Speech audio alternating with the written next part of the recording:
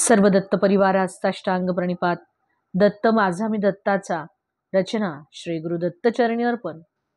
साधक सद्गुरूंना प्रश्न विचारतायत की आपण जी साधना करतो ती साधना तिची सिद्धता होण्यासाठी आपल्या अंगी कुठले गुण हवेत, आणि आपण उपवास जर केला तर साधनेला फायदा होईल काय?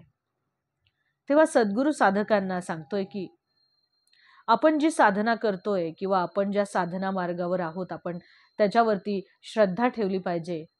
त्याचबरोबर त्यातील शास्त्र वाक्यांवर आणि आपले जे सद्गुरू आहेत त्या सद्गुरूंवर श्रद्धा ठेवली पाहिजे. गुरुपूजा करावी, सर्वांप्रती समभाव ठेवावा, इंद्रिय संयम नसावेत, परिमित आणि शुद्धान्न सेवन करावे. त्याचप्रमाणे आपण साधना करताना उपवासाचा अतिरेक करू नये, कारण आपल्या शरीराला कष्ट सहन होत नाहीत. त्यामुळे साधकाने फार उपवास करू नये.